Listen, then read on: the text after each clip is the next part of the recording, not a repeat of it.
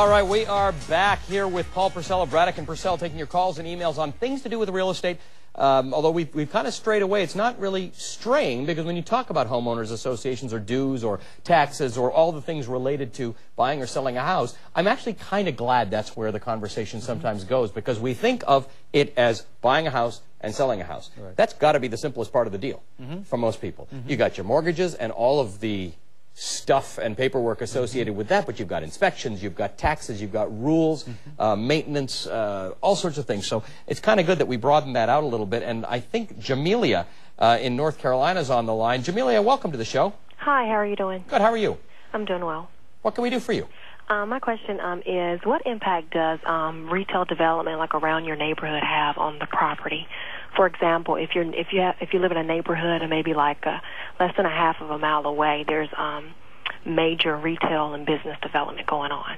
That's a great question. That's an excellent question. I think living in New York changes your whole perspective on this, because the property value goes up based on how much stuff is around you. But in some places, a Target or a Walmart showing up, you'll have the neighbors up in arms about it. We're certainly used to walking outside, and in fact, we want to go outside and have a retail establishment as close as possible, a deli, a dry cleaner, whatever it is. On every block almost. It sort of depends on, you said within a half a mile. I don't know what your community looks like. Is it enclosed? Is it sort of private from major roads? Jamelia, are you still with us? Yes, I'm still with you. Tell us a little about where you... It's sort of private. It's a subdivision of single-family homes, and it's kind of secluded, but you can take one road and then you're out to like the major, to a major intersection or a major highway. So. Was it always there when you bought the property? Yes, it has, but that area is starting to develop rapidly. I see. And so some of the things that they're starting to develop is like a movie theater and just different little shops and so forth, like dry cleaners and things of that nature. Do you know, it's interesting. This could actually be an advantage to you, you know, in the sense that a lot of people do want the convenience of not having to drive too far for things, as long as it doesn't impede upon the quiet enjoyment, we say, of your property. Right. So if you are not, you know, suffering from undue traffic noise, things like that, and because you're in a subdivision, it doesn't sound like you're going to be you're going to be at a disadvantage because of all the traffic and things.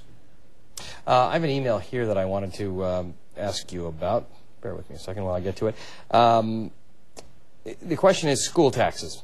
It seems to read, I'm just trying to make sense of it. School taxes are going to make us sell. It does matter how much it goes up when you're on a limited income. Sure. Your taxation, how do you work that into your decision to buy a home? Well, your taxes, the total, you know, school taxes, whatever, you know, the entire tax base is different in every community. It's based on a millage rate, as they call it. You know, listen, I don't have children, but I have to support the school system. So it sort of goes hand in hand here in America, death and taxes. However, the way that a house is priced is tied into, like for instance, when we were talking about condominium association fees and things like that. If they are exorbitant or high, the value of the home has to be reflective of that and has to be adjusted downward. And similar for taxes. If taxes are exorbitant. Well, James in Dallas, listening to this conversation in real time, says, is your guest living in a bubble? Every time my house value goes up, my tax valuation goes up, then my taxes rise. A $50,000 value rise can be several thousands in new taxes. Again, an interesting discussion. Taxes don't go up every time house prices go up. That's just with all due not respect a fact. to this gentleman, they don't raise taxes every single. But at some point, if a lot of municipalities use market value evaluation, and they will go up. But that's so did your house, so did your property. I don't know how to avoid that unless you want to leave the can't country ever have and be taxed at an even greater rate in Europe. You know, there is sort of no place to avoid it unless you want to live in an area with no services. If I, for instance, have a house in a town out in the East Hampton area in Wainscott where there really is no school district, for instance, so my taxes are artificially low. I happen to love that. If I moved next door, my taxes would be elevated because of the school district and other services. Listen, we have to pay for services, and no, with all due respect, sir, in Texas, your taxes do not escalate every time you're... I mean, because that would just be crazy. No one would be able to... Well, we have referendums and things like that in place. Right, no, they will go up in time. Listen, we faced an 18% increase last year here in New York, and it was a direct 18% hit. Let's go to Angela. Hi, Angela. Hi, how are you? Good. Where are you calling? What part of the country are you in? California. Very good. What can we do for you? Well, we're looking to buy a townhome, and we don't want to use a realtor, and we don't want the seller to have a realtor. What advice can you give me? Oh, Angela, let me give you a little secret. Why, in God's name, would a seller pass on a discount to you? So let's say the other four... Right, they're going to sell it. The house is going to sell for the same money that it was going to sell for. Exactly. So let's say, there's 4 other units in this condominium association that are listed with realtors at $100,000.